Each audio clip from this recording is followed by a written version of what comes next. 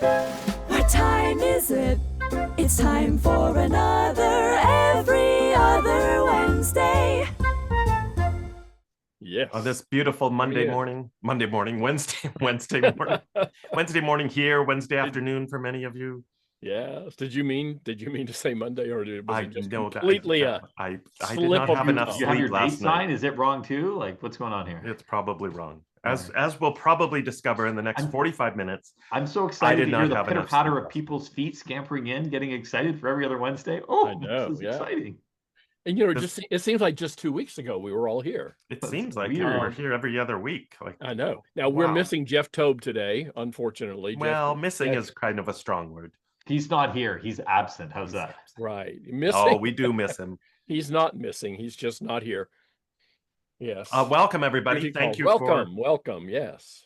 spending your time, your energy, your attention with us. Richard, I believe we have a question in the chat box, which I hope everyone has remembered to change the drop-down menu to everyone. That's right. So the question we want to pose to everybody is a literary one, and it is, what are you reading? What are you reading these days? What book are you reading right now? What are you reading? I'll start. I'm the last person on the planet to read this, but I'm reading Gone Girl. Because it keeps showing up in references of things that I'm watching and seeing. Gone Girl, and I didn't know what it was about. Now I do, and I'm reading it. Well, as you guys know, I'm back in school, so my reading list is taken care of for me.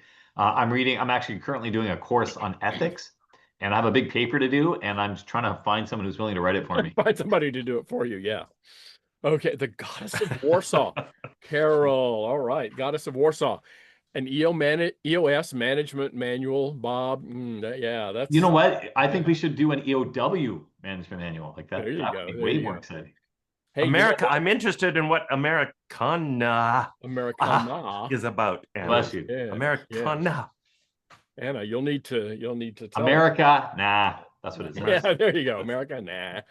Hey, we have a happy birthday shout out to give, and that is to Carol. Carol's birthday is Friday, and we're excited about that, Carol. I hope you are too. So happy birthday, Carol. Everybody tell Carol happy early birthday, Carol. Yeah. Hey, wait a minute. We asked Richard what he was reading and me, but we didn't ask you, Michael Kerr. Oh, we're going to get to that because it happens to be today's topic. Well, why don't we introduce ourselves? Yeah. First of all, on today, July 9th, 2025. Welcome, everyone. It is official Dimples Day. I don't know, do any of us have dimples? I wonder how many people you have dimples. Look at that. And it's Deadhead Day for all you Grateful Dead fans out there. Or for all you pilots who are just trying to get to another location. Yeah. I don't think they mean it by that definition, but I think we should include those pilots. Yes, that's an important inclusion. Anyways, you know me. I'm Michael Kerr, coming to you from Canmore, Alberta in the Canadian Rockies, and I speak and write about inspiring leadership and workplace culture. Over to you, Richard. Thank you, Michael. And I'm Richard Haddon, and I'm a speaker and author, and I wrote Contented Cows Still Give Better Milk. I'm coming to you from my office in Jacksonville, Florida, where today the temperature is approximately equal to that of the surface of the sun. Oh, nice. Nice. My name is the humidity, Sunjay, right? I, too, am an author and speaker based in Oakville, Ontario, and I focus on leadership and performance. And once again, we want to say welcome to everyone. Thank you for taking your time. And we hope to create value and make you laugh so that you tell all your friends and, I don't know, sing our praises from the hilltops. Michael, why are we here? Why are we here? Michael, what are you reading, Michael? What am I reading? Well, I'm reading kind of, we're going to use this for inspiration in today's topic. It's a book I highly recommend. I'm a big fan of Adam Grant's work. He's written several fabulous books. This is his latest. I think it's maybe a year or two old. Hidden Potential, The Science of Achieving Greater Things. It covers a wide range of topics, everything from, but I would say the central theme is about having a growth mindset. And how do we just get better at anything, at any skill, any talent, better in our jobs, better in a hobby we're pursuing, a sport, a language we're learning, anything at all. How do we uncover hidden potential in the people around us and cheer them on? How do we get over things like perfectionistitis and imposter syndrome? How do we make learning more fun? So it's a great book, full of lots of inspiring stories as well, like really inspiring stories of people that have overcome incredible obstacles to achieve phenomenal success. So it's a fabulous book, and we're going to use this for a little bit of our inspiration, if that's okay. Yeah. Yeah, we It have better no be choice. okay, because And we I don't know have that another our plan. fabulous We don't have another audience, topic, so it better be our okay. fabulous audience will also pitch in with things that relate to them. As always, as they Yeah. always do, because they're so Yeah. brilliant. Yeah. So wanted to highlight, and this maybe is a bit all over the map, but he, at the end of the book, he has a wonderful summary list of action items of things to really kind of remind us of in different categories. And so why don't we start with just the first one? And I love this idea, and he stresses it throughout the book, the importance of seeking out discomfort. If we want to grow in our careers, grow in our work, grow in anything we're doing, it should feel uncomfortable, is the central point. And if it doesn't ever feel uncomfortable, then we're either stagnating or we're not trying anything new. We're not taking any risks. So let's talk about this idea that in order for something, as he writes, something to be right, it has to first feel wrong. And so, and I love this. One of the big analogies he uses is people who are very good at learning multiple languages. And one of the things they do in common is they don't, and I am guilty of not doing what I should be doing, because I have been struggling for years to learn French. And You really should spend more time with a native French speaker. I do, and I'm married to one. That's what, like, I know, right? She's right up there, so I have no excuse. But I do what I'm not supposed to do. But what people who learn languages quickly do is they don't wait until they're at a certain level of proficiency to start speaking the language. They dive right in, because they're not afraid to make mistakes. And in fact, they measure their progress by how many mistakes they make. And in fact, he suggests, and I love this idea, and let's maybe talk about this a little bit. He suggests on this idea of getting comfortable with discomfort is to consider setting a mistake budget, where if you're learning something new, you actually set a goal of saying, hey, this week or today, I'm going to make 4 mistakes today as I learn this new thing. And the reason he suggests that is because we get over that discomfort of making mistakes. We embrace them. We go into it, and it's not that we aren't overcome by this fear of failure, or that somehow we're not making progress, because we've actually acknowledged we have to make mistakes in order to grow. So as you guys know, my sort of core philosophy is something called the 10-80-10 principle, which is all about focusing on your top 10, which is like a strength-based approach to stuff.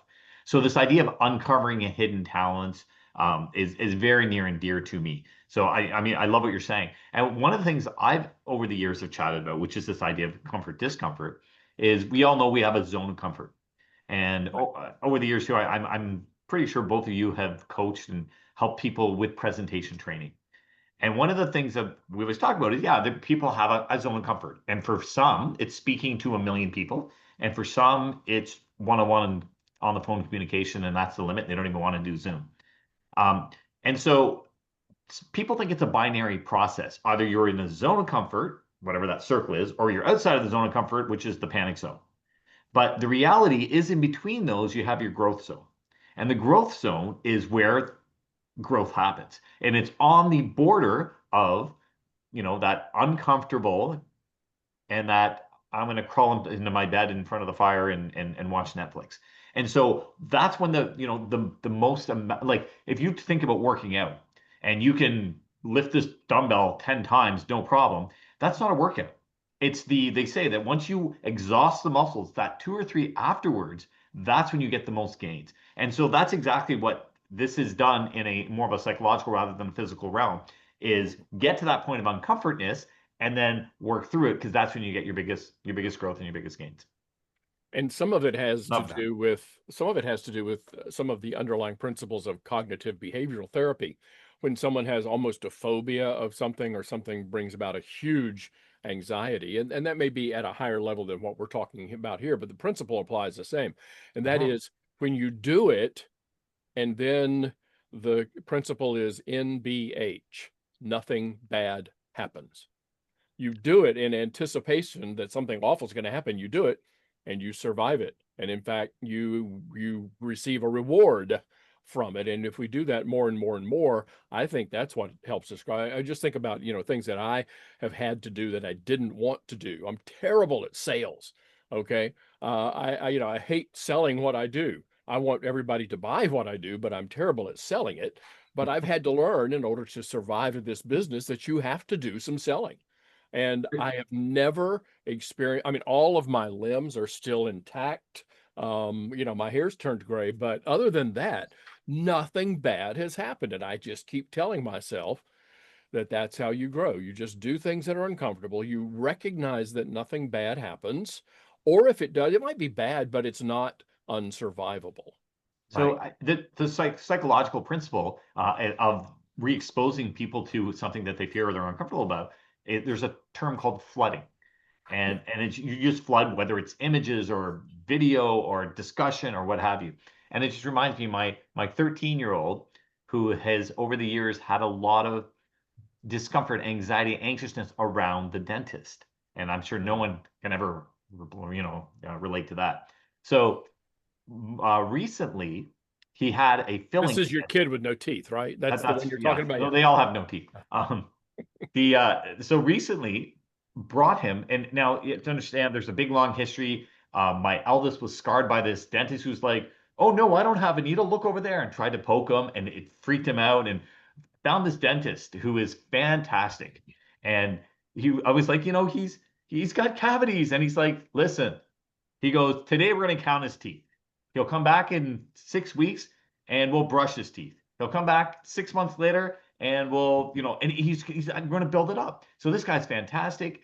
So with my eldest is fine with dentists now. Now my youngest one, he had a filling, and we went there, and one of his teeth was rotting and it had to get extracted.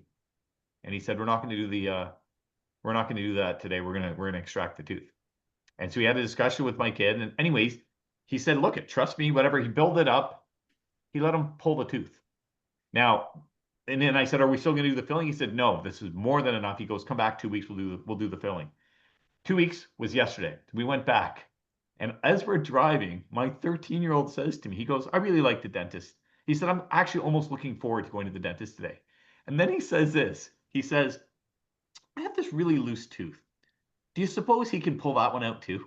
While he's at it. Well, he's at it. So what's even crazier is we get there and the dentist calls me in and he goes, coming in. And I said, yeah. He goes, Avison is going to extract his own tooth. So I know Avison. Avison could do that. I have this video of Avison going in there. He's bloody, yanks out his tooth. But the whole idea, again, is to be able to play in the discomfort as opposed to sheltering him and bubble wrapping him, build it up step by step, and you get there. So that was my big long-winded story for that. So yeah, thank you, Sunjay. That's also a good upsell model for dentists. This will require 8 appointments. I could do them just today, but let's build up his courage. Exactly. Is dentistry covered by the National Health Service in Canada? It is not. Okay, I didn't think so. All right, No. Carry on. Well, we do have a program now in place for yes, but below that's a certain really, income. really low income people. Yeah. Like we were talking, if you're making less, Like when we're having a bad year. Yeah. Yeah. Okay. Yeah. Exactly. Okay. So before we leave this discomfort topic, Yeah. because I do I'm love feeling this. uncomfortable. Yeah. I'm just curious for the folks listening in, if they want to chime in the chat box, and for you two, when was the last time? And let's think of this in a work business context. Mm-hmm. When was the last time you did something that made you kind of go, oh, this is beyond my comfort zone a little bit? Yeah. And if folks in the chat box can chime in with something maybe you did at work that made you feel. I got one. You had to stretch. What do you got, Richard? Yeah. So I am very strong on the doesn't like confrontation scale. Okay. That's just a big part of my personality. I don't like confrontation. We were having a call with a client with their board of directors, and the board of directors asked me if there was if we could do something. Said, oh, I think, could you do this for us? And they really were excited about it. I could see that the CEO was very uncomfortable. with it because it stepped on something that she was doing, and I understood that. And so I'm in the process now of trying to connect with her. I just want to have the conversation with her that says, we were talking about this and we'd love to do that project for you, but I could sense that you were a little uncomfortable. Can we just talk about it and make sure that you're okay with that? Or if not, what do we need to do? I don't like having those conversations, but I need to have that conversation. And we're doing the phone tag. She wants to talk to me and all of that. But I mean, for me, that was a big deal. I said, oh, maybe I could email her and that way I could. No, I picked up the phone and I called her and I talked to her assistant and we're going to talk about it. But for me, that was uncomfortable. But again, nothing bad happened, and nothing's going to bad happen when we talk because she embraces having the conversation. So it just taught me at my ripe old age, it taught me you just do it, and it's almost never as bad as the anticipation. That's the big key. It's almost never as bad as the anticipation. Yeah. You know, if you're scared of needles, getting the needle is a heck of a lot worse than thinking about it. Yvette's saying, last week, had to ask my boss to reword his speech to a level where folks could understand him. Too high level of speech, assumed employees understood what he was saying. Yeah, that can be totally uncomfortable. And again, with a lot of these things, it's also how you approach them. It's not the actual conversation. It's does he feel threatened or beaten up? Because that's bad for you. That's what we call a career limiting move. But if you can say at least Yvette, you didn't have to ask him to advance the level of the line. Okay. Yes. That's when you go to Indeed. Yeah, I like that. And, we've had some other great comments from Rob talking about discomfort. Often heard people describe a fear of the unknown, and therein lies the paradox. The unknown is just that. So the real fear lies elsewhere. Oh, that. Ooh, Rob, you can tell it's earlier in the morning for you than it is for me because I would have been able to think about that 4 hours ago, but that I've reached the limit on that. Let's move on because Yvette's comment is a perfect segue to this next thing. She had to give her boss some advice, and we've touched on this before, but he talks about how if you want to keep getting better at anything you do, get in the habit of seeking out people and asking them not for feedback because feedback is focused on the past. Ask for advice because advice, people are more likely to give you specific items, and asking something like, what is one thing I could do better on my last presentation? Or how would you rate me on doing this on a scale of 1 to 10? Oh, a 6. Okay, thank you for that. And what do I need to do to get closer to a 10? What advice do you have for me? Is future focused. But I love this. He's got a Venn diagram in the book of who we should be asking advice from ideally, and taking into account 3 different factors. So they should have credibility, first of all, is the big one. So they should have a relevant expertise in whatever it is you're asking advice, right? Somebody knows, what they're talking about. They're talking about.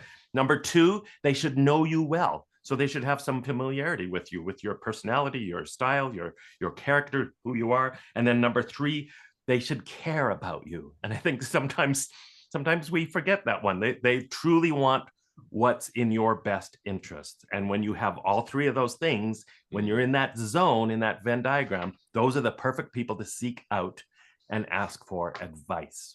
So Mike, I noticed you don't ask me for advice. So which of those circles you're lacking? I'm waiting for you to just get one of those circles, Sunjay. Yeah, so I'm just, it's you'll get there. But it's interesting because when you are, I'm already a self-described confrontation phobe. And if someone asks you for advice or feedback, and what you really need to tell them, if you care about them, could be hard to hear. That's difficult on the person who's giving the advice. We can talk about Jeff because he's not here. Jeff sent the 3 of us something this week to look at, to evaluate. He asked for our feedback. That's because he has not read Adam Grant's book, and he's not here on this session today. He asked us for feedback on that, and I think we all liked it, and we gave him good feedback on it. But I remember in his request, he said, tell me, tell me if it sucks, or tell me if it's amazing, in which case I won't believe you're telling me the truth. So, right. Yeah. And that's a really important point, Richard, Yeah. right? I think the best advice we're going to get is when we do reach out to people that we trust, that we have a close personal relationship with, and that we trust they're going to be honest with us. Because if we truly want to improve, we don't want people to just say, "Oh, you're awesome, you're great, just keep doing what you're doing," because that's not helpful. Yes, your clothes are beautiful, Mr. Emperor. Yes. Yes. Yeah. Yes. Yeah, I think that's again, it's key. And I think part of that key about trust and in your best interest is I'm actually most curious what your thoughts on solicited versus unsolicited feedback.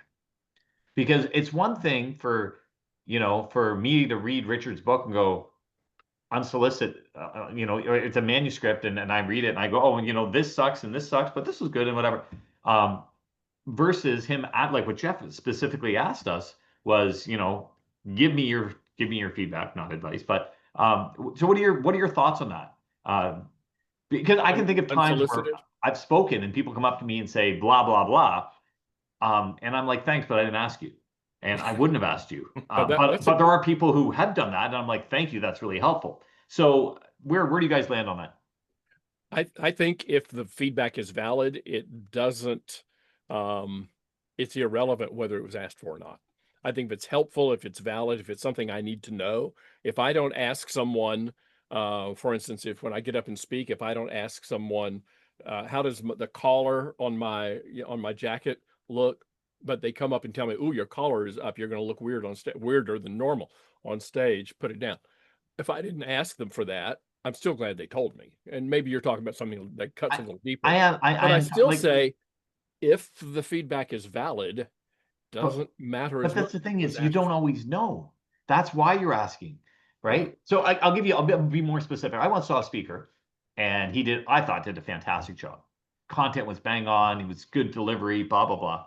And I heard another speaker go up to him and say, "Yeah, I noticed the bottom of your shoes were a tan color, and I found it distracting. You should get some black soled shoes."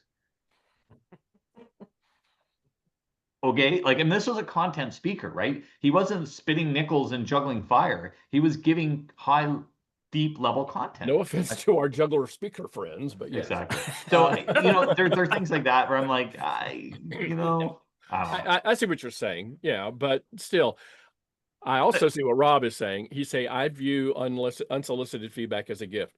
Whether I choose to act on it or to take offense is up to me.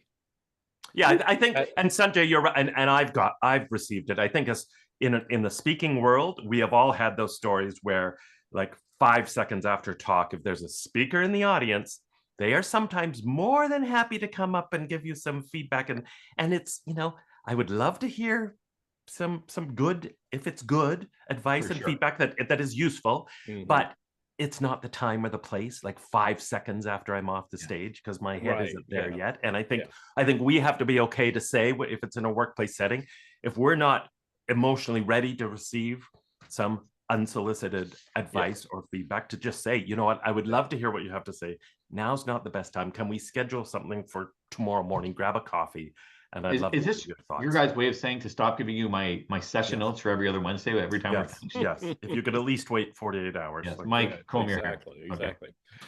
We do have a comment from somebody who knows of which she speaks when it comes to giving feedback. That's Anna Wildman, who said it can, and I know this from reading Anna's work, it can help people to give advice or feedback if you ask 2 questions.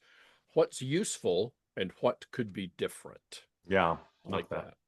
Yeah, and asking specific questions like that, right, is really important. If you want good, if we want good feedback, if we want good advice to grow, then practice asking good questions that are going to help us.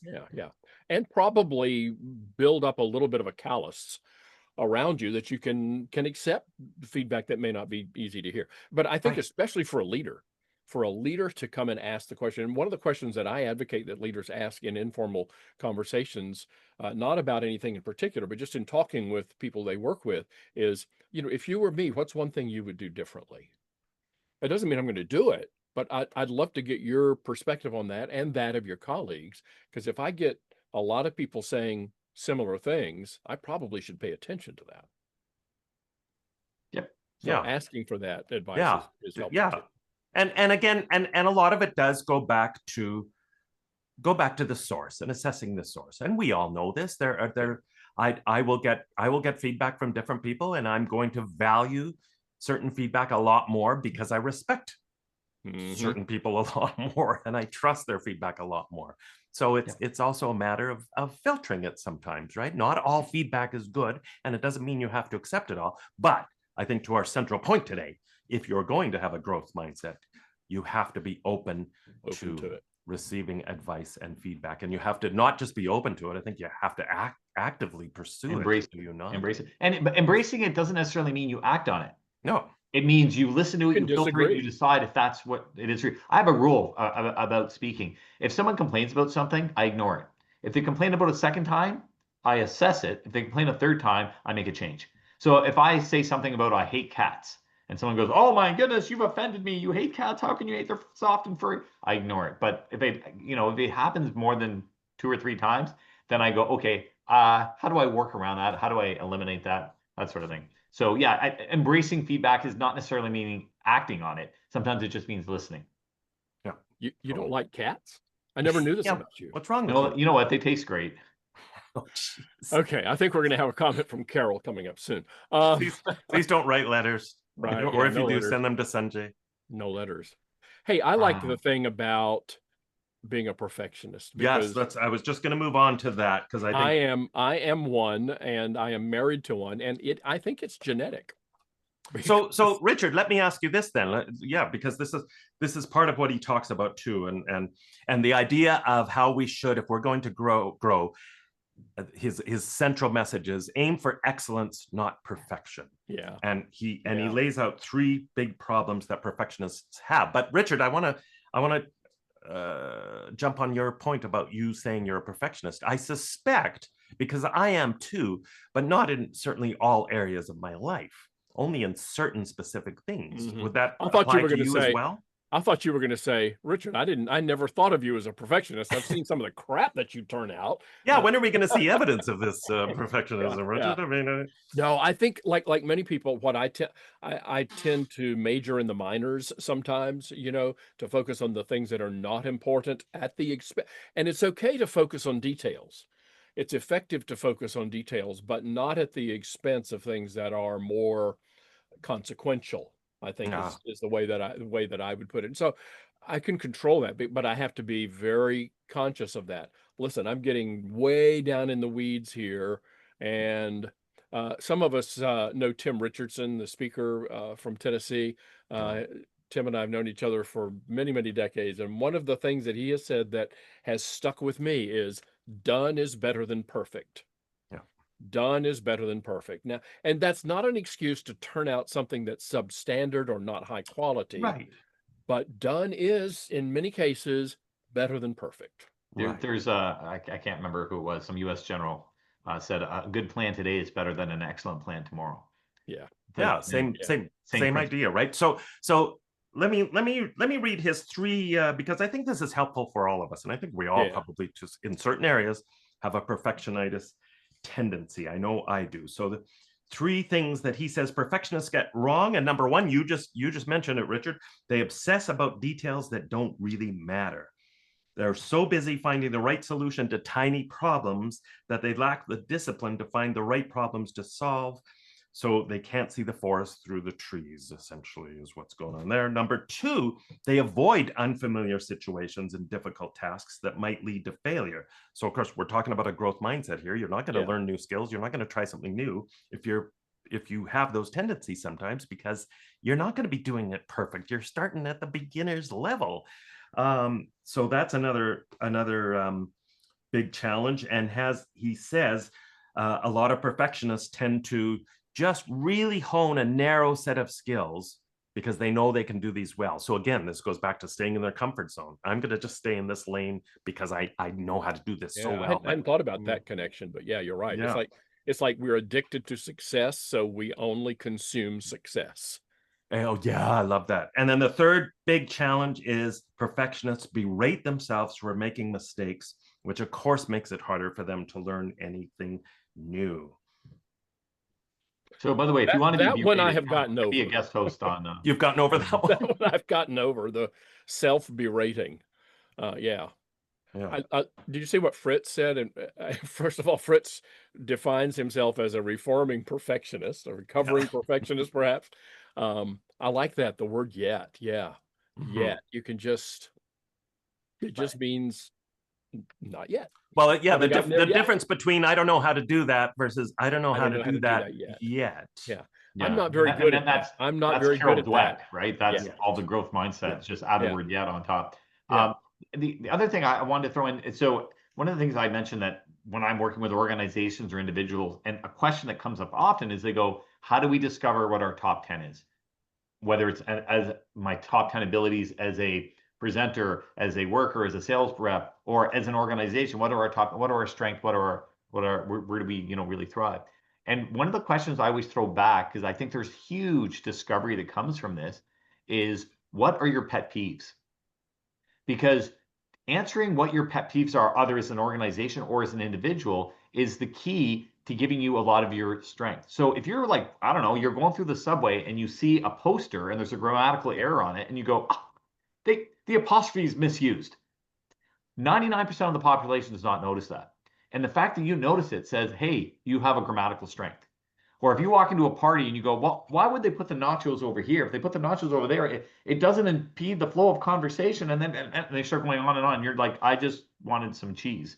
Again, That's Sanjay. That's why you don't invite engineers to parties. Oh, that's fair. But it is a discovery to the process. Because it annoys you, you assume everyone has that strength. Everyone sees it the way you see it. Yeah. And by recognizing it, you kind of go, wait a minute, maybe not everyone does do that. And it'll actually help you, uncover some of those talents that you didn't even realize were talents because you just assumed everyone had them. It's so, yeah. So kind of on that point, that's maybe a good segue to talk about this idea of what if, okay, forget about us and what we need to overcome. What if we work with a perfectionist? As I'm sure many people chiming in, many of our guests chiming in today perhaps you have a perfectionist employee that you are overseeing. How do you coach? What would you say to a perfectionist employee when their obsessive perfectionism is maybe getting in the way of progress or productivity? Tranquilizer? A tranquilizer? I don't know if I would ask I don't know. I don't know if I would say this, but what would be going on in my mind is, what are you afraid of? What do you fear, doing? Why is it that you're so obsessed on this? Are you afraid of the next phase that could take you to? I've heard of people talking about being people who are afraid of success, people who are afraid to make a lot of money, because they wouldn't know how to handle it, and so they focus on something, and it holds them back from that success. And I wonder if the same thing might be going on there. I would focus on two words for a perfectionist, and they are draft and pilot.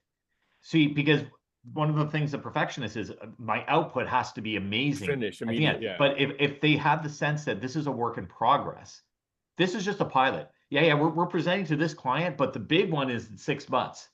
Or, we need this report, but this is just the draft report because we're going to edit it. It's going to be a work in progress. I think that alleviates some of the stress and the psychological barriers. And so people go, oh, I can do this. Yeah, because you have to start from somewhere. So that's what I would be emphasizing. Yeah. I'm reminded of something that our friend Jerry Gitchell says to me from time to time, and that is talking about video editing. He says, it's said that video editing is never finished. It's only abandoned. And I think there's a lot of truth in that context and in many others. Oh, that's great. That's Rather great. we just need to abandon it. I think Clint Eastwood as a director would agree with that philosophy, because from what I've read about him, he's very much no, we don't need to do 8 takes of this shot. How much more bang for our buck are we going to get? Yeah. Will the marginal improvement be value for this incremental improvement? Yeah. What we're doing. I discovered that in high school. I took this course, and it was supposed to be an easy course, and I thought, man, I'm going to ace this. And in high school, acing to me meant get 100%. And I worked hard, and it was like, I only got like a 97 at midterm. Oh, I was like, screw that. I mean, I worked hard. So then I just goofed off the second half of the semester, and I still ended up with a 94 or something. So the lesson being, that's exactly what you're saying. The marginal bit of improvement takes it took me twice as long the first semester to work as it did the second semester. For 3%, not worth it. Yeah. Mm. Hey, look what Anna said. There's a saying, I'd rather rein in a racehorse than whip a donkey. And I've been whipping donkeys on EOW for years, so it's tough. I love that. All right, let's move on to the next one. Sorry, Rob, are you asking a question there? Any tips for managers in particular on how to develop Fritz's that? yet reference is great. It requires a level of self-confidence, something that is often missing. Any tip? I mean, the Dweck stuff actually basically is more formulaic. It's telling people that, you know, whenever you start, you know, doubting and you're saying, oh, I could never run a marathon. Just like add the word yet. Oh, I can't run a marathon yet.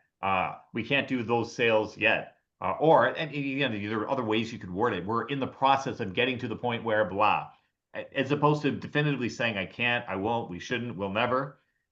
That's what her research is about. Well, and I think that leaders, or whether you're a formal leader or an informal leader in a workplace setting, that you can sometimes inspire that missing self-confidence by pointing to examples in the past when remember when you tried to do this and you weren't ready yet, but you got ready. Remember when you hadn't developed this? Yeah. And at that time you could have said, well, I'm not really ready. I don't have this skill yet. But you developed it. Well, the same thing can be applied here. And so just reminding people that they have come from imperfection to improvement, and they probably will again. Oh, I love that. Reminding people of progress. We have to do that ourselves. But then if we're in a work situation, remind others. And speaking of that, perfect segue to let's end on bringing this back to culture. And by the way, about a month ago, I read a fabulous book that I also recommend. I do not remember the author's name, unfortunately, but the book is called Cultures of Growth. And so the whole idea of that book is it's great to have it all starts with individual mindset, but if you don't have that support system in place, if you don't have a culture that champions a growth mindset, it's not going to work as effectively as it might otherwise. We need our champions, our supporters. We need that mentality within our culture. Yeah.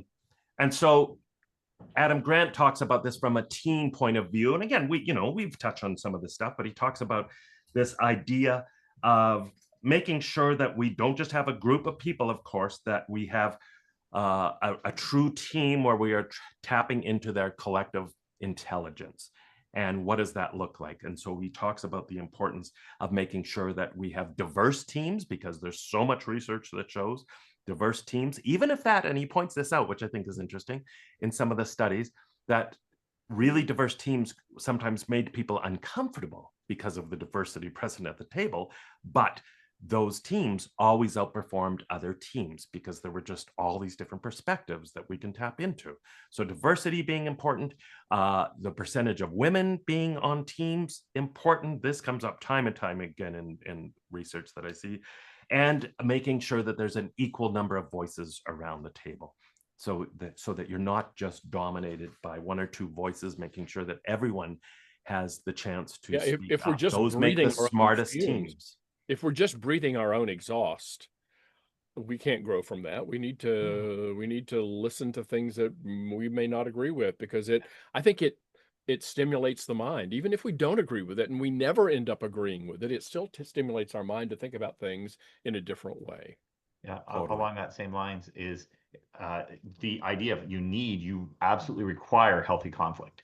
You need dissenting opinions. So like if everyone always agrees to everything, you're really gonna plateau. You need people to say, hey, why do we do it this way? Or that's wrong. Have you considered this? And it's not that you're having the conflict, it's how you process it. So there's nothing wrong with, well, what you want to do is create an environment where people can speak up. But we've talked about this in the past. It's a psychologically safe workplace that people can disagree with something and feel that their opinion will be heard. And it doesn't mean that we're going to change things, but they're feeling heard. And then maybe we resolve by changing, or maybe we resolve by not. But to your point, Richard, if someone challenges your way of thinking, you either bend and go, hey, you're right, and change your opinion, or you go, no, I don't think so, and here's why, boom, boom, boom, and you further entrench. But both are valuable. Further strengthens your confidence in your position. Mm-hmm. Yeah. And I don't know what Carol's talking about. She's saying that they're not allowed to have diversity. Not allowed to have diversity in the US That anymore. point's lost on me. Well, I could fill you in. So. Okay. Sounds like Yeah. yeah. Hugs Later to you, conversation. Carol. Allowed Hugs or to- not, we have hugs it. to a lot Thank of people goodness these we days. do. Mm. Yes. So thinking of this from a culture perspective, then what are some things we do that we can do to make sure and let's just put this maybe in the context of a team culture. Mhm. What can we do to make sure our team has a growth mindset? Well, I think the way to make sure that a team does anything is to be conscious and intentional about it on the team. Talk about it on the team. I think we would need to say on the team, we need to work on our growth potential, and let's, as a team, let's agree to help each other grow. Let's push each other in areas where we're uncomfortable, and let's make it okay to be in that uncomfortable place. We'll provide a safety cushion, a safety net. We'll encourage calculated risks, not foolish ones, but calculated risks. And if mistakes are made, we'll learn from that. We'll help each other grow. You can't you have to be transparent about it. I don't think you can just hope that it happens and not acknowledge it, because the more we acknowledge it, the stronger it becomes. Well, and the paradox on that point, Richard, is if you perhaps are in a unpsychologically safe environment, where you don't have a growth mindset, then having that conversation is really a difficult conversation to have. Yeah, but think about and I'm not making a joke here, but think about the growth that you could have by pushing that status quo apart. Yeah. So Michael, I'm going to ask you to talk about that imposter syndrome bit, because I thought that was very fun and clever. Yeah. Read that. Allow me. I'm gonna read directly because I really like this. This is at the very end of the book. To tee it up for you, he's talking about imposter syndrome, which we've all experienced at some point at one point or another in our lives, and he offers a nice little spin on it. Yeah. So I love this. So he says, it not long ago, and this is how he ends the whole book. It dawned on me that imposter syndrome is a paradox. Others believe in you. You don't believe in yourself. Yet you believe yourself over those other voices. But if you doubt yourself, shouldn't you also doubt your low opinion of yourself? So that's the paradox. And then he goes on, and I love this. I now believe that imposter syndrome is a sign of hidden potential. It feels like other people are overestimating you, but it's more likely that you're underestimating yourself. They've recognized a capacity for growth that you can't yet see. When multiple people believe in you, though, it might be time to start believing them. So I love that. Very powerful. Yeah. Yes, indeed. And then how does this all relate to the cultural? Yeah, exactly what we're saying. How do we help people seek out those discomforting opportunities so that they can grow, right? How do we move from feedback to advice? And I found that is one of the greatest ways to open up a conversation with someone. Hey, I need your advice. Everyone loves giving advice. I need your help. Yeah. I need your help. Yeah. I find that help isn't as nice as advice, because help could be like, hey, can you come help me move? And people don't want to move couches, but I need your advice is usually, let me peck your brain for a few minutes. Anyways, but yeah, again, strive for excellence, not perfection, and look for ways to to bring the team together. And on that note, Sunjay, what I love that he references several studies throughout the book, even with medical students, with different types of professions, the powerful impact that improv training has had on them. And as somebody who has used improv in my workshops for over 20 years, who used to do improv training for CFOs at the Banff Center School for Leadership, twice a year I did these programs, and part of the purpose of doing this was to make them feel uncomfortable and then talk about that discomfort and how these exercises could help you embrace the unknown, get comfortable with being uncomfortable, communicate more effectively, all these spin-off benefits. So I love that he talked about that as one way to sort of bond teams and lean into our discomfort. Excellent. Cool. Well, look at the time. Hey, look at the time. I have one administrative thing to cover with our folks. Is this going to be paperwork? Do we have to do paperwork? No paperwork involved. You need my advice? folks, if you get emails from Zoom that you think you shouldn't be getting, and if you don't get emails from Zoom that you think you should be getting, would you please let me know at richard@contentedcows.com. We're trying to work through some technical issues with Zoom and every other Wednesday, and they're supposed to send you certain emails and not supposed to send you others, and I want to make sure that they're happening right. So any feedback you can give me, I'd love to hear from you. And we have another, believe it or not, in just 2 weeks, we have another rollicking episode of Every Other Wednesday, and that's going to be on July the 23rd. And we do have a guest, and that is going to be Mitch Luciano, who is the CEO of a company called Trailer Bridge. And it is a logistics company that has been on some pretty notable best places to work lists. So we'll enjoy learning Very cool. from Mitch. So anything else, my friends? Go be uncomfortable. We'll see you in 2 weeks. Go have a really uncomfortable Yes. next 2 Go weeks. and be Have just an uncomfortable summer, That'll everyone. be easy for me here in Jacksonville. It'll be I just easy walk in outside Florida, and it's yes. very uncomfortable. All right, everybody. Thank you for being Thank you, here. folks. We love it when you're here and not when you're not. And we'll see you every other Wednesday. Yeah, Cheers. thank you, everyone.